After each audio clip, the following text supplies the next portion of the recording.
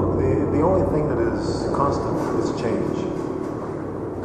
And art changes, technology changes, and technology opens up continuously new possibilities for artists and for poets. So we forget that the pencil was a technology. We forget that oil painting was a technology because it gets used so much, it gets incorporated into the larger vocabulary, and we tend to no longer see it as a technology. So we can't fetishize technology. We can't only consider technology something that is new and that we don't know anything about. Technology is a whole gamut of material production, and all art has engaged technology. So the real issue, in my opinion, is the resistance to change that many have, because technology has always been a part of art making. When somebody at some point in prehistory looked at the flower and had the idea of making pigment out of it, that was technology.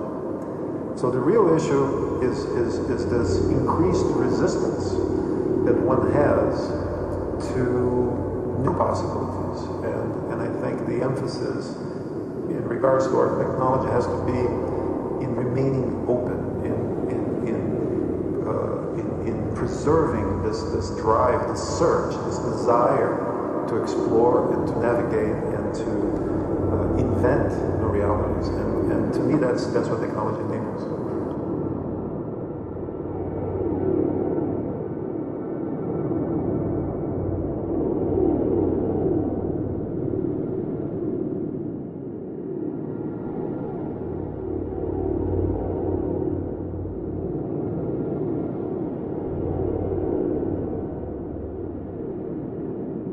To me, nature basically means the laws of physics.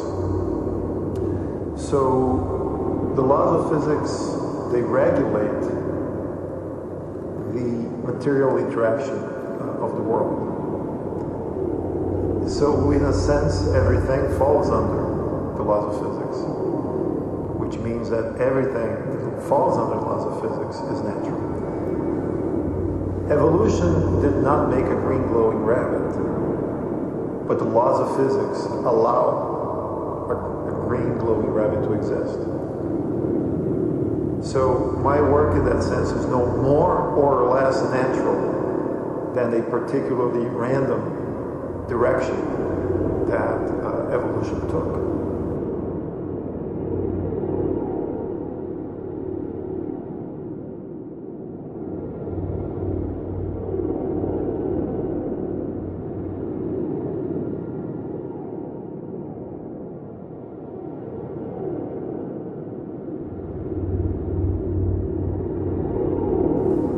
First of all, I think it's important to clarify what I mean by communication.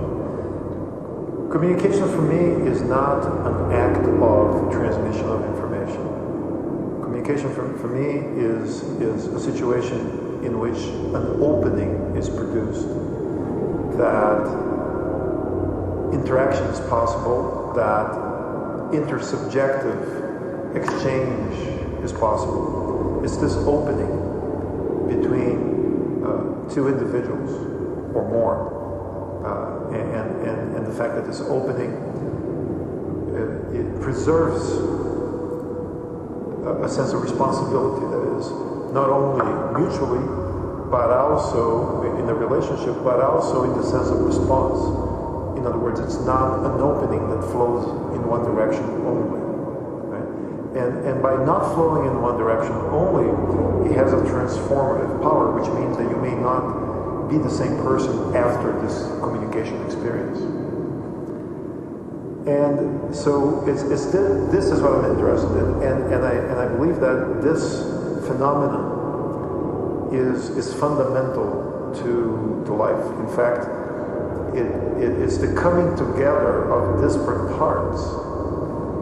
It's this material communication of things that were once separated that made life possible in the first place, that made the first organisms possible in the first place. And it is the interaction among these organisms with, for example, exchange of molecules, exchange of DNA, that has made all life possible. So I see communication not only as the use of words to tell somebody something, but I see it as a fundamental process of all life.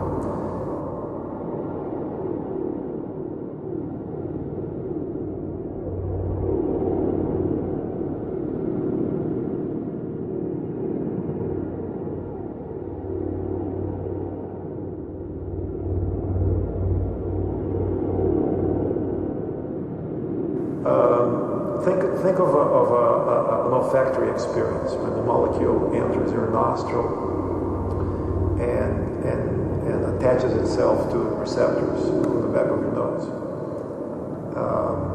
Well, that's pretty much the end of the journey of that molecule. But upon contact with the receptors, a reaction is triggered that produces an electrochemical reaction, which in the brain produces a sensation. So you have the thing in the world, you have a molecule that detaches itself from it, you have the contact between two things, the molecule in your body, you have the translation or the chain reaction of that molecule into something else, this electrochemical reaction, and then you have a sensation that you say, well, I smell something. Well, what is this? Is this translation? What is this phenomenon? This happens all the time. Everything gets transformed into something else. Right? My words right now are not entering anyone's minds in the same manner that I utter them. Everything is continuously transformed. And this is why I said at the beginning of our conversation that change is the only constant.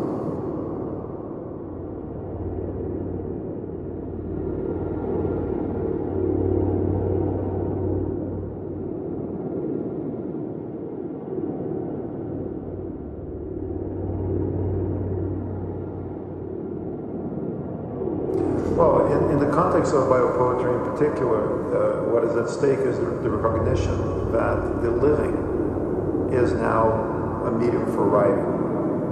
That's the fundamental recognition. Not in a metaphoric way, not in an allegorical way, not in a representational manner, literally. That is, we can now create poems, we can now create works of literary value that are meant to be read by humans and sometimes by non-humans as well. And we can create these works of literature using living tissue, using DNA, using organisms of different kinds. We can use the processes of molecular biology as a writing medium.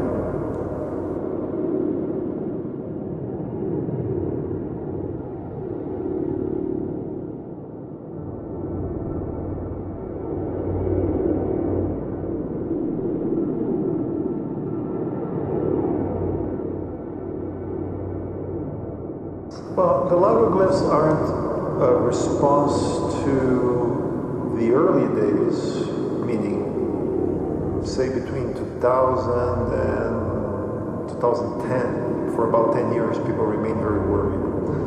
And then suddenly they weren't anymore. And so during this period, more or less about 2000 to 2008, 9, 10 maybe, I produced a series of works that engaged with the response that the work received, which was primarily based on these preoccupations that people had, these fears that people had. But suddenly this started to change. And then you see writers such as Michael Crichton, who wrote Jurassic Park, or Margaret Atwood, who wrote Oryx and Crake. You see writers like that incorporating the bunny in their novels. You see different types of response. For example, the bunny was in Sherlock Holmes season 2. He was also in Big Bang Theory season 6. So these are responses that aren't an expression so much of fear anymore. They are an expression of the fact that the bunny has become an icon in its own right. And that this type, it's a different type of response. It's a different moment in the development of the work, and that is so. But the amount of writing and response continues to grow. So the lava glyphs are more a response to this new phase, the second phase, in which the bunny is no longer, say, an object of concern, but rather a conduit to different insights. And it's also a reaction to the fact that a huge amount of discourse has been produced. So I thought that it would be interesting for the bunny to respond, even though she's no longer alive, even though this response is vicarious, but it would be interesting for the bunny to produce this visual language that was rabbit-like. And the lagoglyphs there are a series of works that are based on that.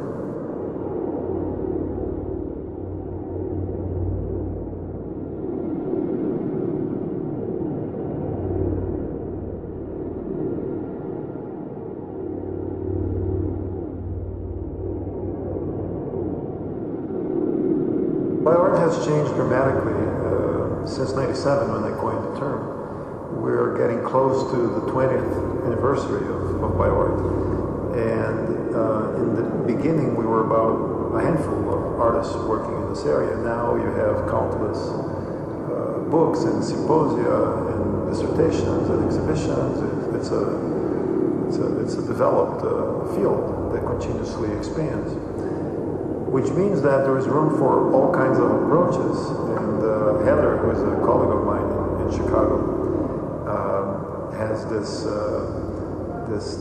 political angle that she's interested in exploring. So it's a testament to the richness of bioart, that it can have a more poetic approach, or a more political approach, or a more performative approach, that we have all these different voices that can be equally expressed in